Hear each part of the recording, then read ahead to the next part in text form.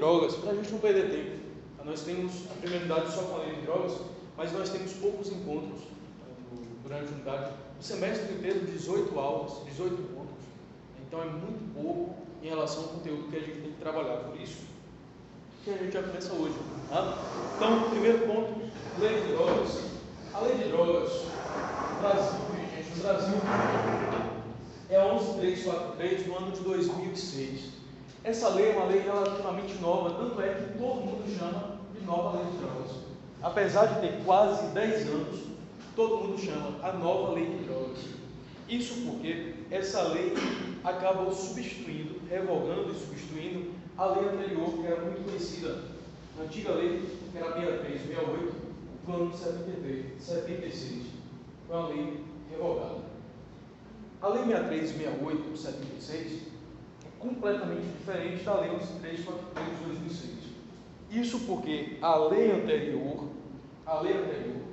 era um diploma extremamente rígido e considerava a pessoa do usuário da mesma forma como se considerava a pessoa do traficante.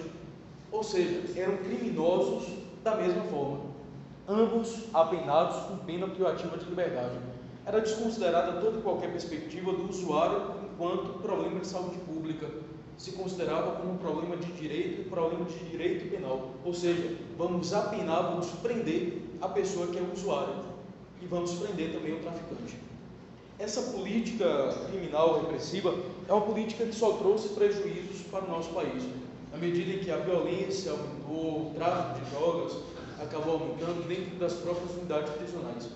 E aí, nós tivemos a revogação da 6368 de 76 com uma nova proposta legislativa, que foi a Lei 11343 do ano de 2006.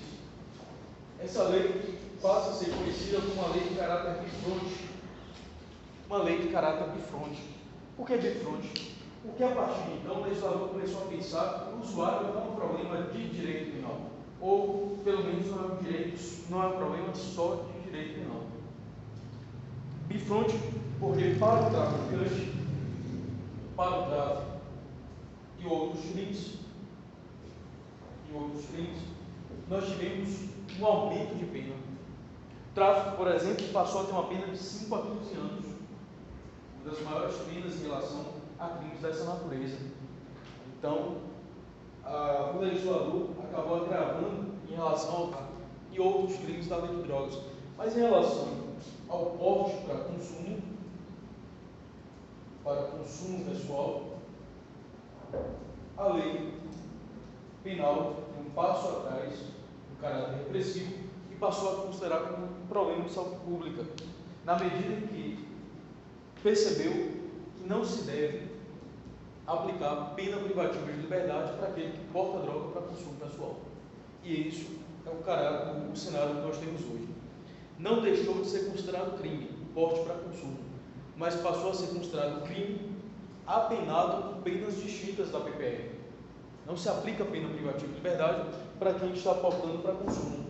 As penas são advertência, encaminhamento para programas de tratamento e ainda a prestação de serviços da comunidade. Não se fala em aplicação de pena privativa de liberdade, mesmo porque é um tanto ilógico prender uma pessoa que é dependente químico, por exemplo. Qual seria a solução? Tem uma.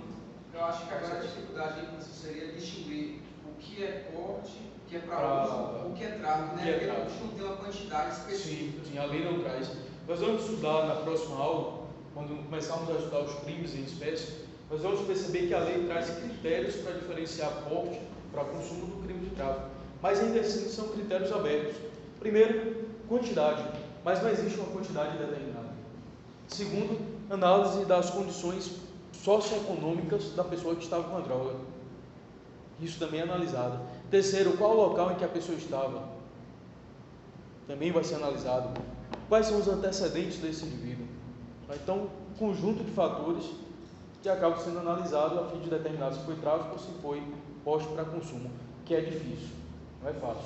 Uma coisa, por exemplo, é uma pessoa que está com 30 quilos de maconha, 10 cartelas de LSD e 1 quilo de cocaína. Dificilmente vai dizer que não é para consumo pessoal. É um tamanduá misturado com o que aí, né? Aí não tem como observar, considerar isso como consumo pessoal. Mas e se uma pessoa estiver só com um cigarro de maconha? Será que isso é posto para consumo? Depende. Se ele passou a noite inteira fornecendo para outras pessoas e só restou aquilo, no momento que ele foi preso, conduzido, só restou aquilo. Então nem sempre a quantidade vai ser o elemento fundamental. Por vezes é, mas nem sempre vai ser o elemento fundamental. Como aquela pessoa que compra e estoca. Não vende, mas também guardado em casa. E aí? Verdade. Deixa ali guardado. Não, 20 anos atrás tinha perseguição para traficante, não tinha porque usar. Era o contrário. As pessoas nem identificavam quem eram os traficantes. Sim. E sim, o usuário é quem era perseguido. Na verdade, a Lei 6368, de 76, teve uma influência muito forte da política estadunidense de repressão às drogas. E aí nós iniciamos uma política de combate ao traficante que gerou mais violência ainda. Não falo que o traficante não deva ser apenado, não é isso. Mas a nossa política de combate às drogas, nossa política criminal é completamente equivocada. Política ruim. Agora, já para o traficante, nós conferimos um tratamento muito mais severo. Além da característica de fronte, a Lei 11343 de 2006 possui uma outra característica que é fundamental. É uma lei híbrida. Por que é considerada uma lei híbrida? Porque ela possui três vertentes que são bem delimitadas. A primeira vertente é a administrativa. A primeira vertente vai ser a vertente administrativa, que não diz respeito à nossa disciplina, porque nós estudamos as disposições penais da lei de drogas. Mas tem uma vertente dela que é toda administrativa.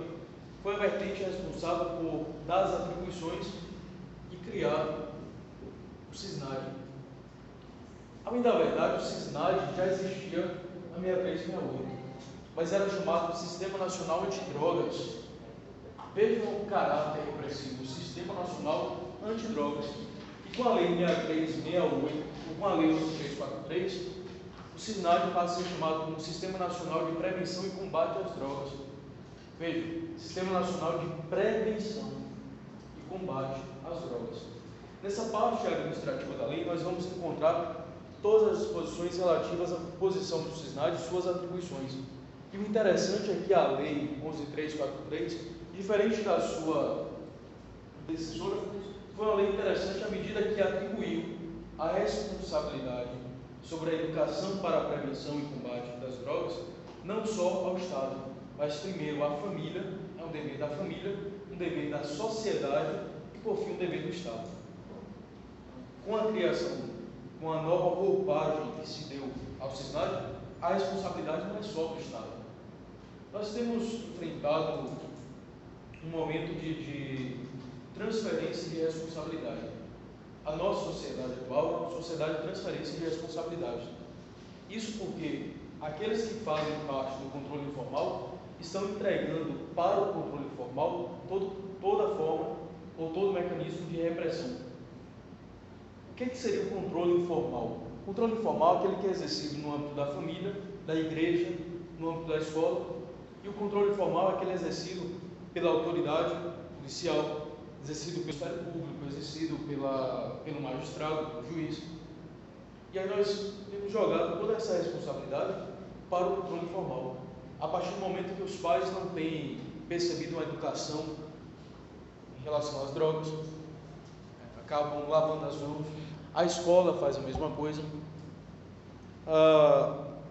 Eu tive acesso à educação em relação às drogas por uma questão até mesmo de bem conservadora por uma parte da família. E aí, ainda criança, não tinha nem alcançado a adolescência, meu pai me chamou e falou: daqui a algum tempo você já está indo para a escola, tem todo esse acesso a esse mundo novo, daqui a algum tempo você poderá ter acesso a determinadas substâncias. Eu não entendia nem o que ele estava falando naquele momento, né? E ele passou a explicar em relação às drogas. Fez toda uma contextualização, falou das drogas, falou: se você quiser usar daqui a algum tempo, você vai usar. não porque eu quero que você use, mas eu quero que você conheça agora, a partir de agora, quais são os efeitos que cada uma delas acaba gerando. E foi me explicar o que era maconha, quais eram os efeitos da maconha, a cocaína, as drogas que eram até então conhecidas. Mas o que falta é uma educação dentro de casa, porque os pais não querem mais uma educação preventiva nesse sentido. E quando acabam percebendo que o filho está cometendo tráfico, mesmo portando para consumo, acabam por vezes lavando as mãos. Claro que isso aí não pode ser determinado como uma regra estanque, mas é uma situação de transferência de responsabilidades, o que é inclusive abordado por Bauman, nessa fluidez em relações sociais, acaba levando a uma situação como essa. Chega na escola de igual forma, na igreja de igual forma, e aí vai ser necessário um controle formal, um controle do Estado. O CISNAG, de acordo com essa nova roupagem da 11343, tenta recuperar essa responsabilização, essa responsabilidade, por exemplo. Traz como dever da família, dever do Estado, dever da sociedade. Toda a educação voltada à prevenção e toda a educação também voltada ao combate das drogas. Não é só uma atividade do Estado. Nós não podemos deixar nas mãos do Estado aquilo que pode ser resolvido no âmbito familiar ou mesmo no âmbito educacional. Então, essa foi a perspectiva sugerida pelo CISNAG, que revela essa perspectiva administrativa da lei de drogas. Uma segunda perspectiva é a penal, e a penal material. Em qual momento? No momento em que a lei define crimes, a lei vai definir crimes e suas sanções.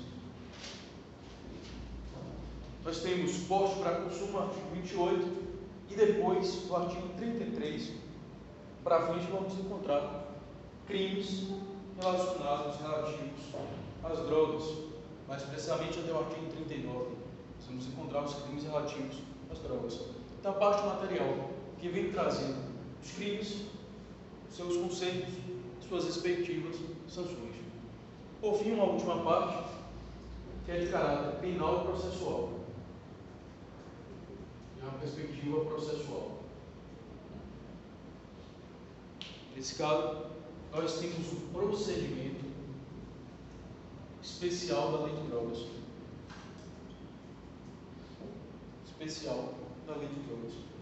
O Código de Processo Penal, que vai ser estudado por vocês mais à frente, vem trazendo todos os procedimentos. Procedimento comum sumário, procedimento comum sumaríssimo, procedimento comum ordinário, uma divisão bem parecida com aquilo que você já conhece lá do processo civil. Algo bem parecido. Mas aí, algumas leis específicas, a título de exemplo, a lei de drogas, acabam trazendo um procedimento especial sobre interrogatório, sobre a instrução como um todo, sobre a espécie de ação penal, então acaba sendo mais específico. E a lei de drogas acabou trazendo esse procedimento, que é chamado de procedimento especial da lei de drogas. Então nós temos três perspectivas: administrativa, penal material, penal processual. O que diz respeito ao nosso meio é direito penal material, é legislação penal e não legislação processual penal. Ocorre, no entanto, que visitando o programa das outras disciplinas de processo penal, eu percebi que há uma certa omissão em relação ao rito de drogas, mesmo porque não há tempo suficiente para trabalhar com todos os ritos em processo 1 e processo 2.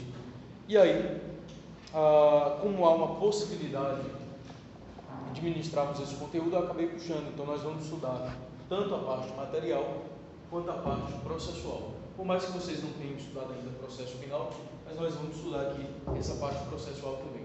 Porque aí não fica vazio quando vocês estudarem o processo penal, já que hoje boa parte das condenações, boa parte é relativa a crimes relacionados às drogas.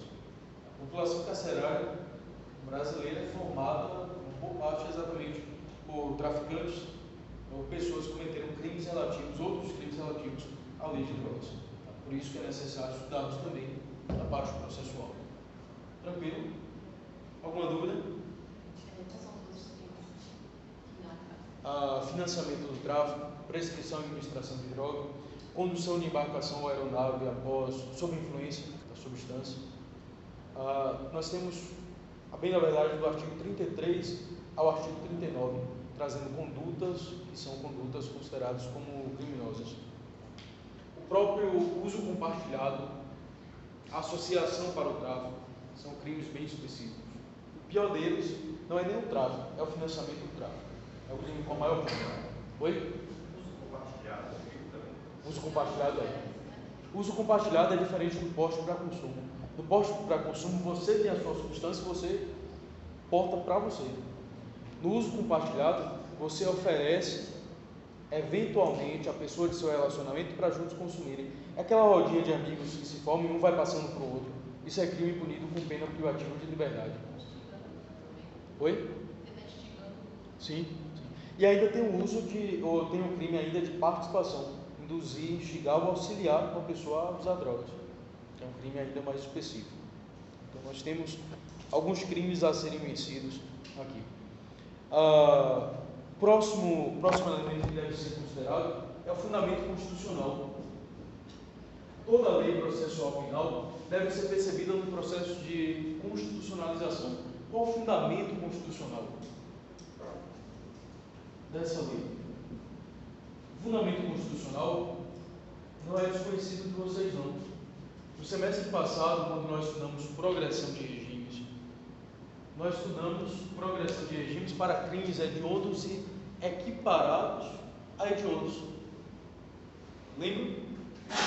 Crimes hediondos equiparados a hediondos, a progressão de regimes feita de forma diferenciada. 2/5 primário, 3/5 reincidente. E o fundamento legal? Qual o fundamento legal para os crimes hediondos e equiparados a hediondos? O artigo 5º, inciso 43 da Constituição Federal. A Constituição da República Federativa do Brasil, nós temos o fundamento constitucional. Nesse artigo aqui, nós temos o seguinte: a lei considerará inafiançáveis, insuscetíveis de anistia, graça e fiança os crimes hediondos e aqueles que são equiparados a hediondos. E o primeiro cuidado que nós devemos ter aqui: os crimes da lei de drogas não são hediondos. Alguns deles são equiparados a hediondos. No momento que estudarmos cada um de forma específica, eu vou apontando: esse aqui é equiparado a hediondo e esse aqui não é equiparado a hediondo. Mas eles não são hediondos. Não existe qualquer crime hediondo aqui na lei de drogas. Ainda em relação à Constituição, nós temos a possibilidade de extradição do brasileiro naturalizado. Depois do artigo 5º, eu não consegui entender esse número. 43, inciso 43. Com a letra tão legível, tão legível assim. Tá, legível para quem escreveu, porque... Verdade, né? A pessoa já começa a disciplina com ponto negativo. Como é que pode? No primeiro dia de aula. Meu amigo corintiano não veio, né? Não veio. Ele fez, mas foi embora mais cedo, né? Foi embora mais cedo, né? Pronto. Pela delação premiada, você já recebe o ponto de volta e o corintiano perde 2. Que você tinha perdido mais o dele. Gostei disso aí. Vamos lá. Direito penal do inimigo na delação premiada. Então, extradição do brasileiro naturalizado. Vocês já estudaram a extradição lá em direito constitucional, possivelmente um pouco lá em direito penal. O brasileiro nato pode ser extraditado em nenhuma hipótese. E o brasileiro naturalizado pode em 2 hipóteses: se ele cometeu qualquer crime antes do processo de naturalização, ou cometimento do crime de tráfico de drogas, tráfico transnacional, qualquer tempo, mesmo depois do processo de naturalização, ele poderá ser extraditado. Então, a Constituição possibilita a extradição de brasileiro naturalizado, desde que tenha cometido o crime de tráfico transnacional, mesmo depois da naturalização. É uma exceção que a lei, que a Constituição acaba estabelecendo. Beleza? Ainda na perspectiva constitucional, estudamos direito penal constitucionalizado, a investigação, a atribuição para a investigação dos crimes relativos à lei de drogas, investigação para os crimes da lei de drogas, da Polícia Federal, que é estabelecido no artigo 144, parágrafo 1º da Constituição.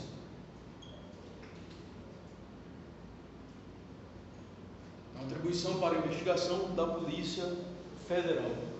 Cabe à Polícia Federal investigar os crimes relativos à lei de drogas. Apesar de ser uma atribuição da Polícia Federal, essa atribuição não é exclusiva. Ou seja, é possível a atividade conjunta investigativa da Polícia Federal com a Polícia Civil e nada impede também a prisão em flagrante realizada pela Polícia Militar. Mas, constitucionalmente, a atribuição para a investigação da Polícia Federal. Pessoal, tenhamos aqui um cuidado, vamos ter um cuidado imenso com a informação que eu vou trazer para vocês agora. Apesar de a atribuição da investigação ser da Polícia Federal, como regra, a competência para julgamento da Justiça Estadual.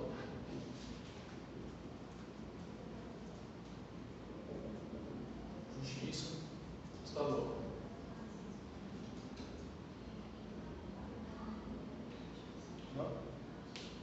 Então, a Constituição garante que a atribuição da investigação é da Polícia Federal. Mas quem é que julga os crimes relativos à lei de drogas? A Justiça Estadual. Salvo alguns casos bem específicos. Por exemplo, tráfico transnacional. Quem julga é a Justiça Federal. Mas, no caso das outras modalidades dos crimes previstos na lei de drogas, a regra que se tem a competência para julgamento é da Justiça Estadual. Muita gente confunde, por certo, isso aqui também estará na nossa avaliação da primeira unidade, já fica aí constando, né, como elemento de avaliação, requisito lá já da nossa avaliação. A questão 1, letra D, vai trazer informação de que a Constituição atribui a investigação à Polícia Federal, sendo, portanto, de competência da Justiça Federal, processamento e julgamento de tais crimes, como regra. Tá certo? Não. A investigação da Polícia Federal pode ser realizada na investigação conjunta pela Polícia Civil e prisão em flagrante pela Polícia Militar? Pode, mas a Constituição traz a atribuição para a Polícia Federal. E a regra de competência para julgamento é da Justiça Estadual, exceção do julgamento pela Justiça Federal, no caso de tráfico transnacional. Tá. Tranquilo? Tá beleza ou tá? Vocês não devem ter estudado ainda competência no processo penal, porque vocês não tiveram. Mas o conceito de competência vocês já tem lá de DGP, processo civil 1. Vocês estão em qual processo? Processo civil 2. Quem é o professor do 2? São professores diferentes, matutino e noturno, né? Pela manhã é Samene, né? É uma menina, Samene, uma professora. Ela pegou o processo civil 1, 2 e 4 pela manhã.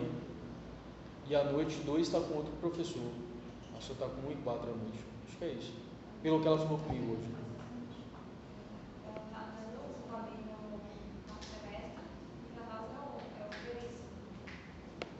Acho que é José, né? Vamos lá. E esse assunto que você está dando aí, a gente encontrou nesse livro? Sim, já tem a Xerox lá no capítulo do livro. E tem um roteiro de aula trazendo toda a interpretação jurisprudencial no site. Tem uns slides que eu roteiro, né? Mas no caso é o único que tem uma explicação. Conjugados, numeração de julgados, está aqui o roteiro de drogas. Tem lá drogas, roteiro e drogas, se não me engano, comentários da lei de drogas. Tem lá um link para baixar o material. Vamos lá. Pessoal, no Brasil, a política de combate às drogas não alcançou apenas a droga que já está pronta, que já está preparada. Nós proibimos plantio, a preparação, a colheita, cultivo de plantas que sejam destinadas à preparação de drogas. Tá? Então, o fato já de plantar, por exemplo, pé de maconha, isso já configura crime, é considerado como crime. Ainda que a planta em si não ofereça nenhum risco, que vai ser utilizado posteriormente aquela planta para a preparação da droga, mas nós já proibimos desde o plantio até a preparação da substância. Você viu um caso que tinha uma planta de maconha plantada na praça de uma cidade? Vi. Que o pessoal fazia chá. Na frente da delegacia tinha. Pois é. Aí estão investigando agora, tá no jornal. O pessoal fazia chá, o pessoal não sabia que era Alguém devia maconha. saber, né? Mas a maioria não sabia. Deixou, né? Deixou. Fazia chá, o pessoal. E passaram algumas senhoras falando, não, controla a minha pressão. Controla mesmo, né? Quem tem pressão alta. Mas acho que eu não tinha lá na cidade, né? Não sabia que era maconha. Batia a onda, mas não sabia que era maconha. Só ondinha, marola, tal, chazinho. Mas vamos lá. Então, no Brasil, nós proibimos desde a exploração de vegetais para a preparação da droga até a droga já preparada, que vai ser fornecida. Vamos ter a manutenção da droga de alguma forma. Nós proibimos todas essas condutas. Na década de 70, algo que aconteceu inclusive antes da Lei 6368, que foi revogada, em 1971, nós passamos a ser signatários da Convenção de Viena sobre plantas psicotrópicas. Nessa convenção, nós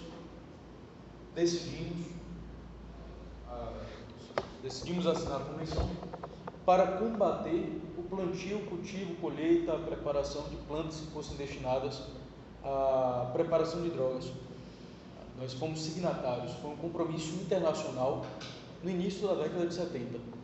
Só que essa convenção internacional trazia a possibilidade de estabelecer reservas.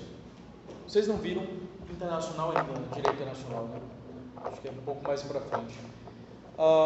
Uma convenção internacional que pode ser assinada por vários países, ela pode estabelecer reservas ou não. Mas a gente viu isso na matéria. Talvez constitucional, deve ter visto alguma coisa. Não, aquela moreninha. Qual é?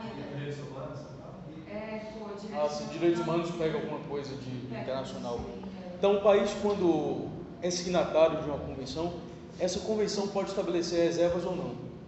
Se no texto da convenção não tem qualquer referência a alguma reserva, o país não pode estabelecer qualquer reserva. No entanto, se o texto da convenção informa que cada país signatário pode estabelecer reserva, esse país poderá fazê-lo no âmbito interno. O que é a reserva? Reserva nada mais é do que exceção. Então, no Brasil é proibido plantio, cultivo, colheita de plantas que sejam destinadas à preparação de drogas, exploração de vegetais destinados à preparação de drogas, mas nós podemos estabelecer exceções em relação a algumas substâncias, desde que sejam utilizados estritamente em rituais religiosos. Então, a reserva estabelecida na Convenção de Viena de 71 foi essa.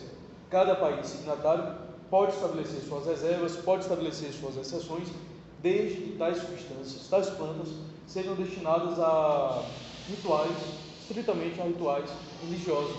Exemplo, o chá utilizado no Santo Daime, que possui a composição com princípio alucinógeno, poderia ser facilmente comparado a uma droga ilícita, mas não é por conta dessa reserva estabelecida na Convenção de Viena, a possibilidade de utilização para fins estritamente religiosos. Um aluno, diante dessa informação, perguntou: Torinha, posso fundar a religião da maconha? Não pode, porque a reserva já foi exaurida a partir do momento que o Brasil selecionou quais seriam as substâncias utilizadas para fins estritamente religiosos. E a maconha não estava no rol dessas... Infelizmente ou infelizmente? Para rituais religiosos, infelizmente, porque eu acho que não teria uma relação, não. Agora, com política criminal, infelizmente. Quer dizer, o Brasil não legalizou e isso aí é bem questionável. Daqui a pouco a gente fala disso. Entrou numa parte um tanto quanto polêmica. Bom, a lei de drogas traz vários dispositivos que podem ser considerados como norma penal em branco.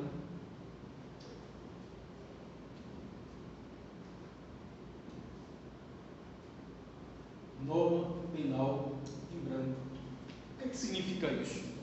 Norma penal em branco é aquela que depende de complemento em seu preceito primário para que possamos entender o seu alcance.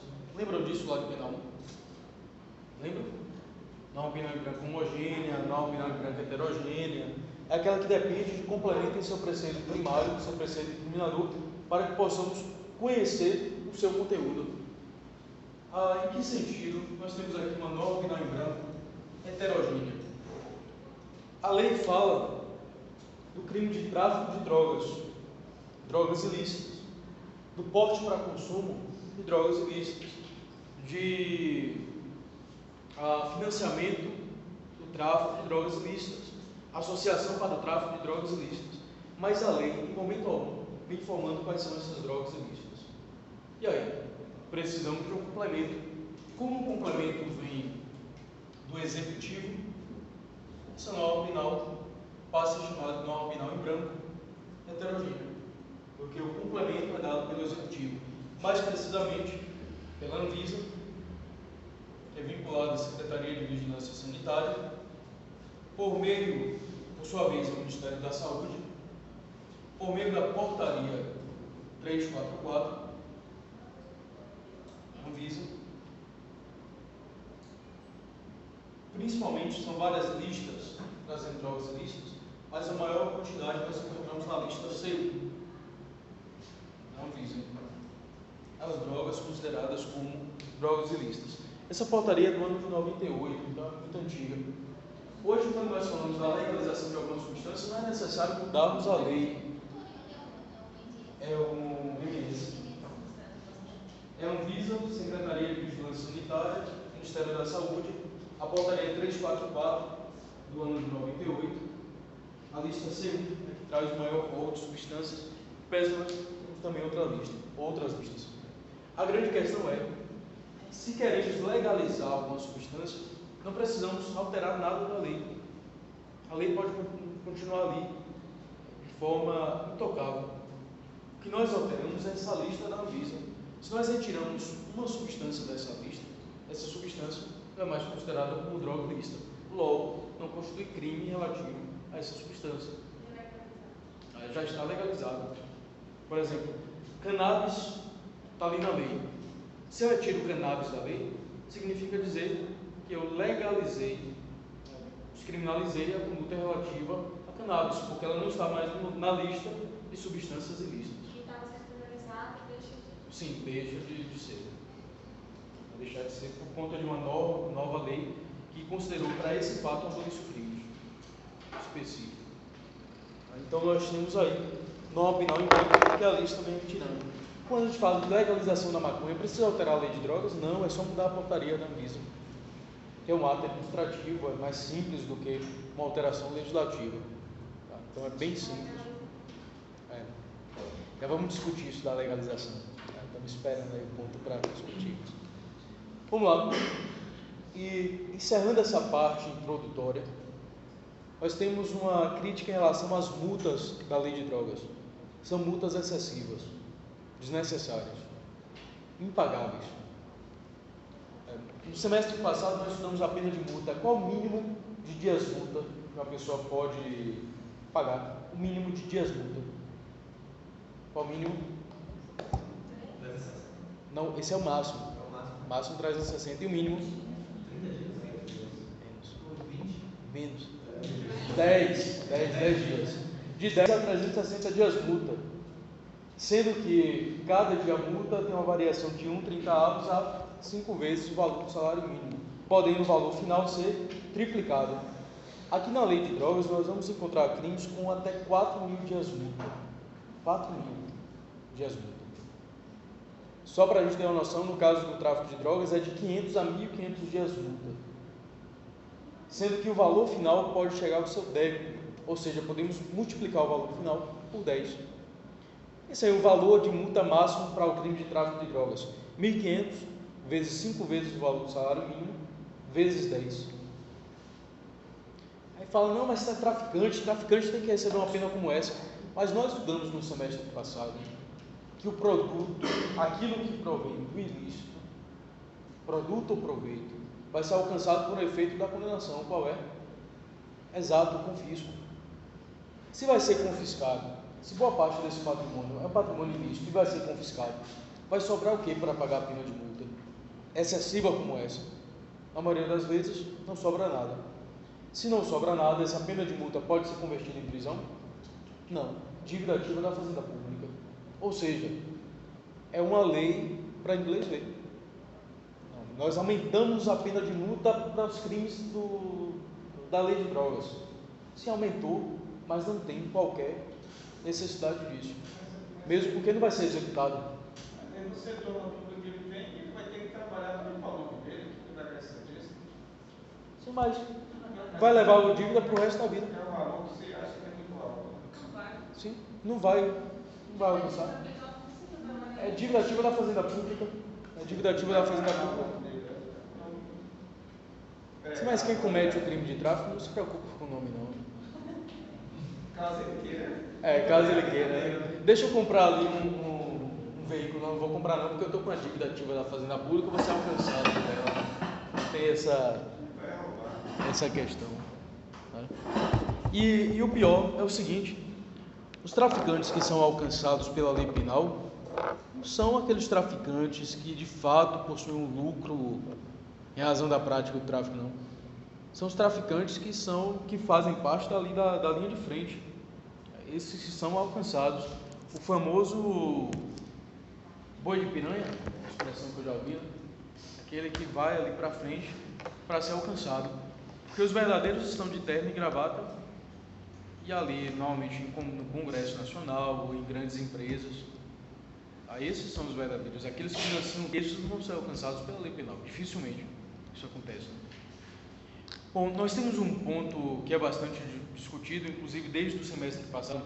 Tem uma enquete no site. Quando vocês entrarem para pegar o material, dê uma olhada, que é sobre a legalização da maconha. No Brasil, será que nós devemos legalizar? Existe uma diferença entre a descriminalização e a regulamentação.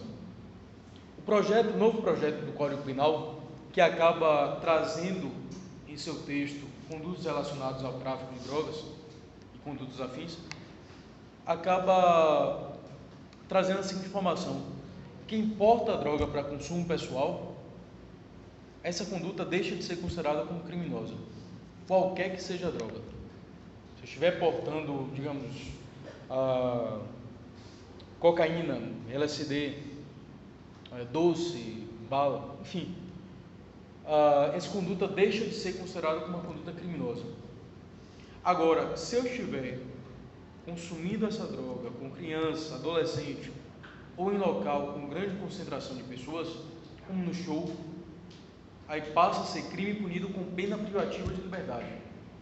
A meu ver, foi uma conduta em relação a esse projeto, que ainda não foi aprovado e tão cedo não será, foi um pouco irresponsável, muito irresponsável.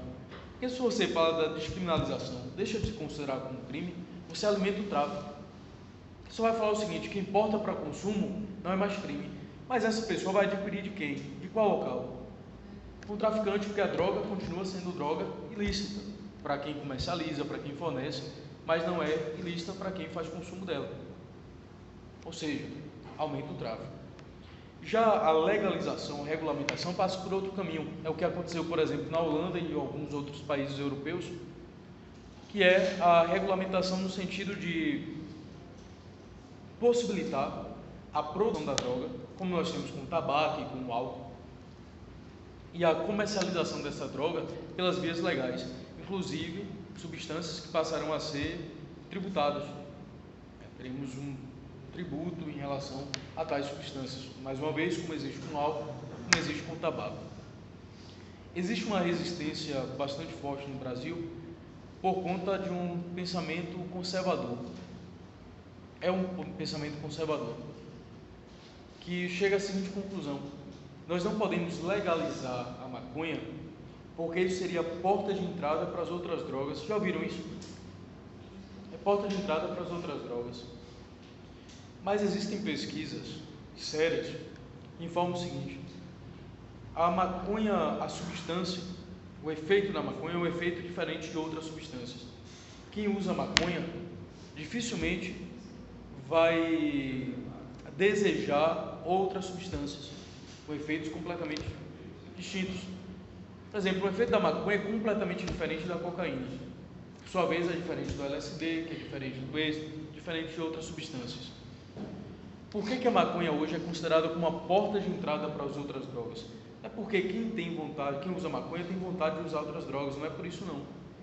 Por conta do acesso. Quem vai adquirir maconha hoje vai adquirir numa via legal? Claro que não. Vai adquirir do traficante. E traficante, pessoal, não se surpreendam, é empreendedor. É empreendedor, ele sabe como comercializar. Ele sabe como vender. Então ele vai chegar ali, a maconha que ele vai comercializar não é uma maconha pura, não. Uma maconha misturada ali com crack, uma maconha misturada com outras substâncias, porque quem usa aquela maconha vai bater uma outra onda diferente, vai falar, não, eu vou comprar só com essa pessoa. E daqui a pouco, o próprio traficante, não, eu vou lhe dar um pouquinho aqui a mais hoje, dá só um pouquinho mais, e vai ali conquistando, entre aspas, o cliente, e vai fornecendo outras substâncias. Então, é uma porta de entrada por isso, pela via ilegal. Porque, se considerarmos de forma diferente, a porta de entrada, porque leva realmente às outras drogas, causa uma dependência, o álcool e o tabaco também seriam. Então, a porta de entrada não estaria na maconha, estaria no álcool e no tabaco, que são drogas lícitas. Do ponto de vista da saúde, a maconha é menos prejudicial do que o tabaco e do que o álcool. Do ponto de vista de prejuízo social, a maconha é menos prejudicial do que o álcool, do que o tabaco. Do ponto de vista de segurança pública, a maconha é menos prejudicial do que o álcool. Por exemplo, uma pessoa que faz consumo de álcool, quantos casos de violência doméstica e familiar contra a mulher são praticados depois que o homem ingere a bebida alcoólica? Quantos casos de violência nós temos registro depois que a pessoa faz o uso da maconha? Se compararmos, isso aí são dados, são comparativos que de fato existem, nós vamos encontrar a diferença tamanha. O número de pessoas que utilizam a substância que é o álcool é muito maior do que o que usa a maconha. Deve ser por causa dessa proporção, não? Isso é por proporção, não é por número. A pesquisa foi feita por proporção, não é por número. Entre usuários de maconha e usuários de álcool. O álcool, isso aí, vocês estudaram o álcool lá a embriaguez, lá em Penal 1. É uma das fases da embriaguez, é a fase da fúria. A embriaguez leva a uma fase de fúria. Já a maconha não leva a essa fase de fúria. Não existe efeito como esse da maconha levar a uma fase de fúria como o álcool leva. Então é pelo efeito da substância. O álcool leva a essa fase, enquanto a maconha não leva. O álcool é mais além do que usa droga. Do que usar maconha. Maconha. Eu trabalho no hospital, muito paciente que usa álcool, de maconha eu nunca vi. Tem mais de 10 anos eu nunca vi. Parece, né? Paciente internado por conta disso. Mas de fato, a gente precisa que modifica o sistema nervoso. A maconha também. No caso, modifica. Sim. Então, faz mal para o indivíduo, né? Sim, faz mal para o indivíduo. Falar que a pessoa não vai ter nenhum problema, a pessoa fica com catarro. Tanto é que eu falei que há um prejuízo, mas muito menor quando comparado com outras substâncias. Se você pensa na maconha, por exemplo, o álcool hoje pode levar a doença que é reconhecida pela Organização Mundial de Saúde, que é o alcoolismo, considerado como doença mental, enquanto a maconha não leva a essa doença como o álcool leva, da mesma forma como o álcool leva. É dependência psicológica, psíquica, não é uma dependência química, porque não é efeito químico, e nem dependência orgânica também. Tanto é que se uma pessoa, por exemplo, o viciado, entre aspas, em maconha, que nós não chamamos mais de viciado, nós chamamos de drogadito.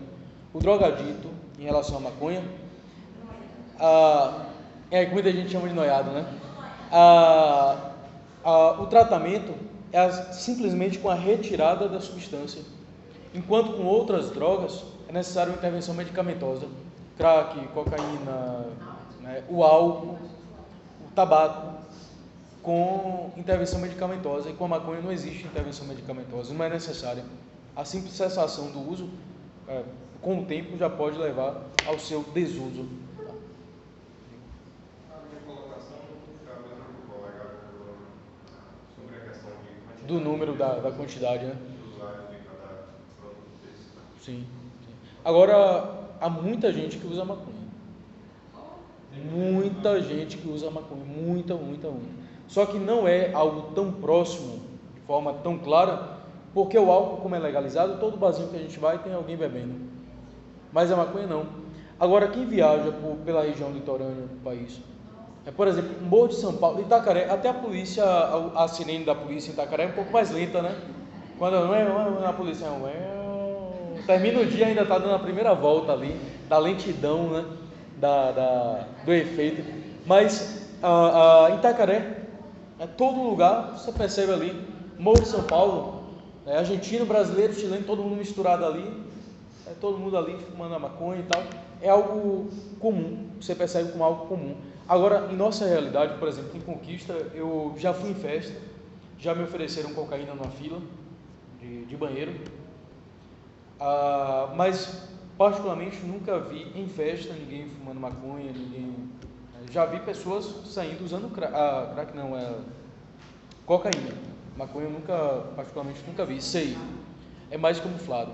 Não minto, em festa não, mas na UESB eu já vi o pessoal lá na grama, deitado na grama, aí deitava lá e ficava, filosofia, direito. Na UESB tem a árvore falante, né? Nós apelidamos de árvore falante.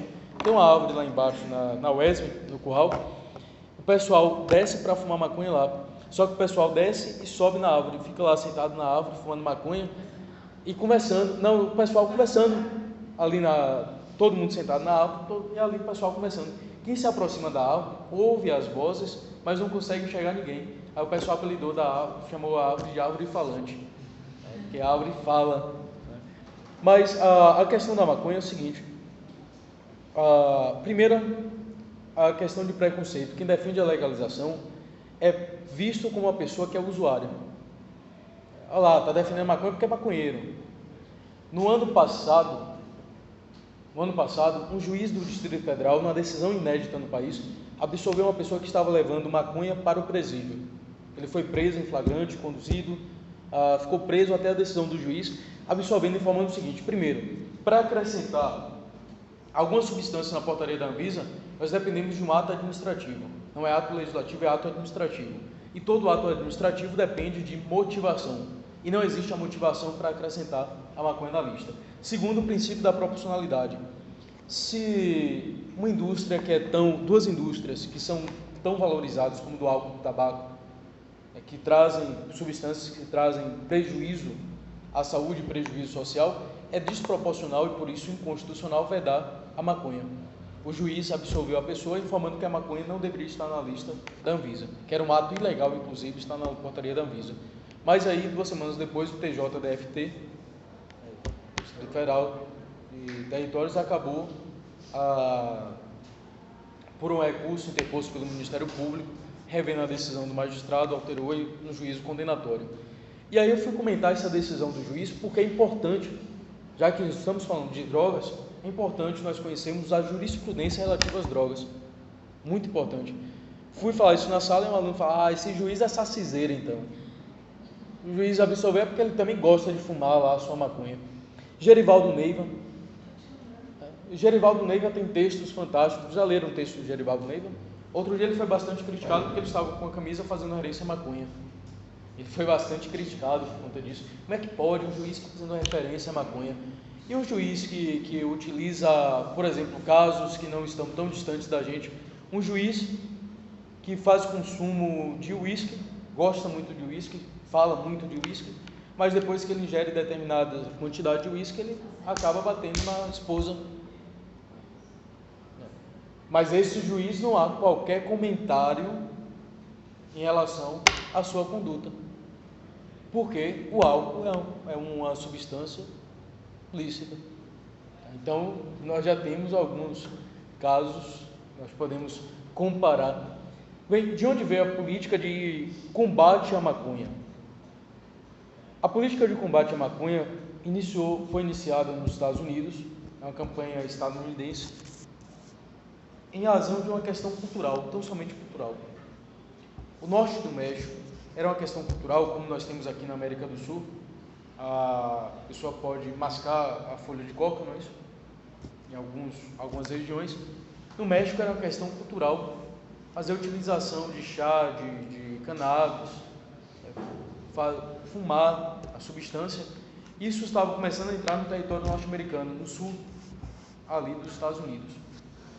E aí, quando o governo norte-americano estadunidense percebeu que a indústria do álcool e a indústria do tabaco, que são duas grandes indústrias norte-americanas, estavam perdendo espaço, o que ele fez?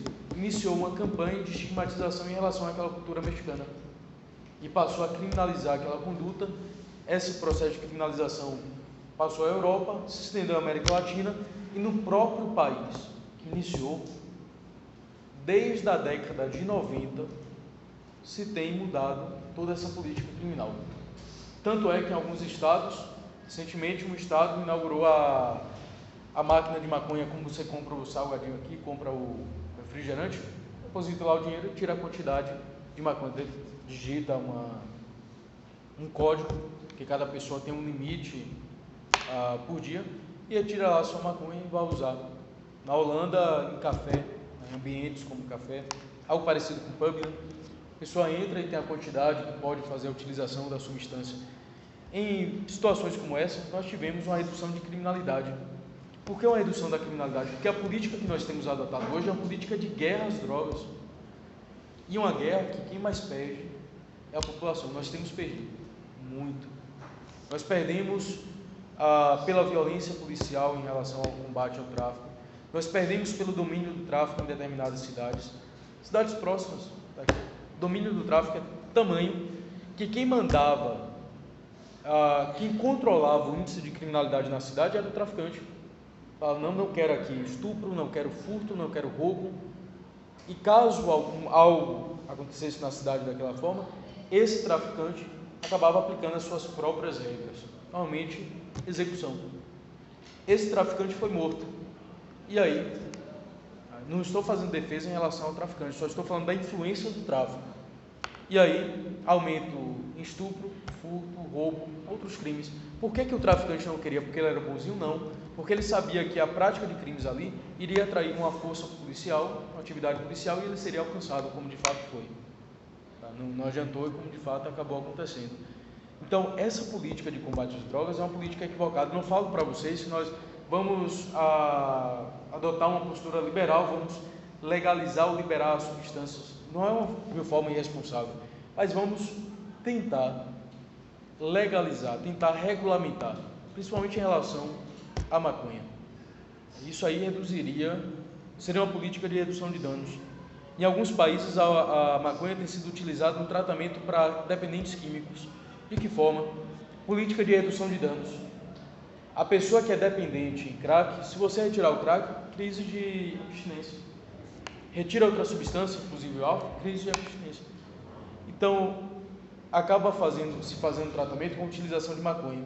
Substitui aquela droga pela maconha, por exemplo, o crack, a pessoa vai recebendo doses diárias de delta-tetrahidrocannabinol, que é o princípio ativo da maconha, e depois de realizar completamente essa substituição, começa a reduzir a quantidade do delta-tetrahidrocannabinol que é administrado na pessoa. Em vários casos, e não são casos esporádicos, uma pessoa, duas pessoas, na maioria dos casos, a pessoa deixa de consumir, inclusive a própria maconha, tá? Por conta desse tratamento que é realizado com a substância. Diga lá. O senhor fez a comparação da maconha com o álcool. E aí fez a menção de alguns países, né, onde existe essa política de legalização. A pergunta que eu faço para o senhor é o seguinte: nesses países existe uma cota, né, para o consumo da pessoa. Você acha que o Brasil tem toda essa estrutura o Brasil confia em muita coisa, existe uma cota por pessoa? O senhor acredita? Vai ser difícil de fiscalizar. É difícil fiscalizar. Inclusive nos países em que é difícil fiscalizar. Isso para qualquer gente. O mundo tem as suas dificuldades, mas no Brasil. Mas aí que está. Com respeito ao seu posicionamento, que inclusive é um posicionamento da maioria, O que me preocupa em relação a algumas políticas, a implantação de algumas políticas no nosso país, é exatamente essa ideia de que no Brasil não vai funcionar, que nós não somos um país que estamos preparados, porque nós nunca vamos estar preparados para nada. Imagine só, a política que nós adotamos hoje no Brasil é a política que os Estados Unidos adotavam na década de 70, que a Europa adotava na década de 70, e que eles perceberam que não dá certo. Aí o que é que nós acabamos fazendo? Nós repetimos esse erro, criamos um problema ainda maior, e depois percebemos, bem lá na frente, muito tempo depois, qual política deveria ter sido adotada. E aí nós sempre temos essa ideia, não, no Brasil nós não podemos ter a adoção de medidas como essa, porque no Brasil nós não temos uma estrutura médica, nós não temos uma estrutura preparada para essa situação. Mas quem faz utilização da maconha hoje já não tem esse acesso. O fato de legalizar seria uma forma de forçar, inclusive, o Estado de criar mecanismos e instrumentos voltados de política de saúde pública voltado para essas pessoas. Existe algum, além do trabalho realizado pelo CAPS-AD, vocês têm conhecimento de algum projeto de política de saúde pública que envolva a questão das drogas? Uma política séria e efetiva? Porque, em tese, nós não conhecemos quem usa. Nós sabemos quem usa o álcool por conta do controle. Ainda que o controle não seja o melhor, mas nós sabemos quem usa. Nós sabemos quem usa o tabaco. Então, temos políticas direcionadas para isso. Mas nós não temos políticas direcionadas para a maconha, para a cocaína, para o crack. Há uma discussão, inclusive, de internação compulsória, mas nós não temos as políticas. Por quê? Porque é conveniente para o governo não transformar esses dados em dados oficiais, já que não é legalizado, porque ele acaba se omitindo em relação a tais políticas. Então, existe algo por trás disso tudo, de um discurso de que o Brasil não está preparado para essa política como outros países adotaram, porque nós temos vários outros problemas com a educação, com saúde. Nós não podemos esquecer também que aquilo que países europeus viveram em 2000 anos, nós vivemos em pouco mais de 500 anos. É o que eu costumo dizer, o Brasil é um país muito novo e você nunca vai achar uma situação ideal. Você tem que tentar alcançar, então você não vai chegar num país como de primeiro mundo, é um caminho que você traça. Sim. E começa por esse tipo de política. Aí você está querendo explicar. Sim, e outra questão, nesses países, eles tiveram que passar por toda essa experiência. Se nós já percebemos toda essa experiência, ponto de partida e ponto de chegada, e esse caminho, e nós observamos que aconteceram vários erros em políticas criminais durante esse caminho, para que nós temos que passar também pelo mesmo caminho? Por que nós não pegamos já o exemplo lá da frente, quando houve um resultado efetivo?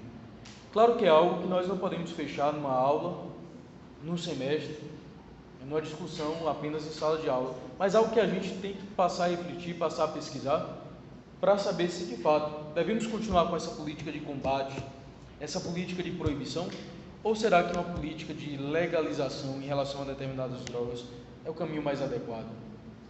É algo apenas para se pensar. Por hora, eu já fui contrário à legalização da maconha, atualmente eu sou favorável, e sem medo de ser taxado de maconheiro. Não estou nem aí, quem quiser pode falar, né? Já me acusaram de maconheiro, de tanta coisa, que eu nem ligo mais. Mas é uma opinião enquanto pesquisador, né?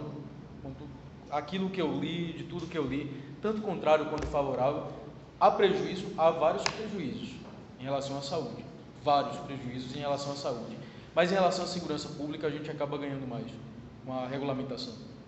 Por favor. Eu tenho um entendimento que é mais o jogo de interesse, porque, como você disse, a maconha não traz tanto malefício como é taxada, porém o tráfico dela é um montante muito grande. Então, o próprio traficante, a gente sabe que no Brasil acontece isso, ele impede quem tem o poder de liberar de que isso faça, porque ele vai perder o comércio. Sim, exatamente. Exatamente, com certeza. Isso aí é fundamental. Em outra visão, eu acho que a maconha não é o ponto crucial da violência. Então nós temos tantos outros problemas para a gente se preocupar, que é um ponto que a gente não tem muito interesse de Ficar combatendo. ficar combatendo uma coisa que não vai ter grande repercussão. Agora, a partir da alimentação ao tráfico, aí sim a gente tem problema. A gente teria que brigar não pela liberação desse objeto em si. A gente poderia brigar por uma melhor educação, por uma melhor estrutura na saúde. Eu acho que é irrelevante nesse momento. Educação principalmente. Agora, nesse ponto, eu acabo discordando em um elemento. A legalização, o processo de regulamentação, legalização da maconha, não é oposto à questão da preocupação com a educação, com a saúde, mas, da mesma forma como o senhor apontou, em relação aos interesses, há um caminho de interesses que nos faz pensar que um é um contraponto do outro. Vamos pensar na educação, na saúde, e isso acaba impossibilitando de pensar em outros pontos que não sejam tão relevantes. Mas em relação à maconha, há um problema sério. O tráfico de drogas é alimentado pela maconha. E a política de combate ao tráfico, como é uma política violenta, acaba também sendo alimentado pela maconha. Então, é um problema de saúde pública. A maconha é um montante grande, mas o problema do tráfico de drogas não é a maconha. Nós temos aí grande ênfase em cocaína e no crack, que é a droga da Harlem, que é uma droga mais acessível. Então, o problema crucial é cocaína, não é maconha. Não, mas ele fala assim, por conta da entrada, quando você Eles vai ter acesso à Sim. maconha, você descobre, hoje tem acesso às outras drogas que Isso, exatamente. E a própria mistura Problema. dos tráficos. Sim, faz mistura com a substância e acaba levando a situação de conhecimento e alcance de outras substâncias. Aí sim, o caminho é a cocaína. Normalmente uma pessoa não vai para a cocaína direto. Normalmente não vai. Esse seria um outro detalhe que eu queria Não dizer. vai. A maconha não é a porta-chave para as outras drogas, mas é uma porta de muito acesso. Muito acesso mesmo. Exatamente. Você falou sobre algumas pesquisas em que a maconha não leva, mas na realidade, quem vive o dia a dia sabe que, eu diria que 90% das pessoas que conhecem a maconha passam para outras drogas mais fortes.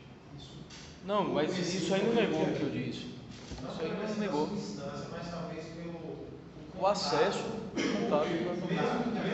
Exatamente. Se você corta esse acesso, ou limita esse acesso, olha só o impacto que você gera no tráfico. Algumas pesquisas que Eu não acredito nisso. Não acredito que com essa política vai acabar limitando. Porque a pessoa que usa cocaína é porque a maconha não está fazendo mais efeito. é isso. Existe algumas pesquisas que a pessoa que usa Você maconha liberar o número de pessoas usando cocaína aumentar. São efeitos distintos. São efeitos distintos. o efeito é distinto, mas a vontade da pessoa em conhecer outra droga. Assim começa pela maconha. Mas aí então o problema não estaria na maconha, o problema já estaria um pouco mais atrás no álcool e no tabaco. Seria, no meu ponto de vista, seria duas drogas que teriam que ser proibidas. Porque o álcool dá bem mais trabalho que a maconha. Muito mais. Ainda mais. É questão de cultura. Porque a indústria do álcool e tabaco no Brasil também são tão poderosas. Não, para a polícia o maconheiro dá menos trabalho. Dá. É muito mais prejudicial. Acidente de trânsito e etc. provocado em razão do consumo do álcool. E é algo tão comum. Gente, uma pessoa se embriaga ali, tá bêbado. E o tabaco dá trabalho Na saúde, em relação à saúde. porque um grande montante Algo de dinheiro que seria usado para um outro tratamento é usado por causa do tabaco que é legal. Verdade. A gente precisa rever outros aspectos que está batendo na maconha. O pessoal que trabalha na construção mistura na fanta e trabalha o dia todo. São gás. É o gás, né? Pessoal, nós ficamos por aqui. Nos encontramos novamente na quarta-feira com crime de porte de drogas para consumo pessoal. Parte material iniciamos na quarta-feira. Prazo para vocês. Prazer revê-los. Igualmente. tratante.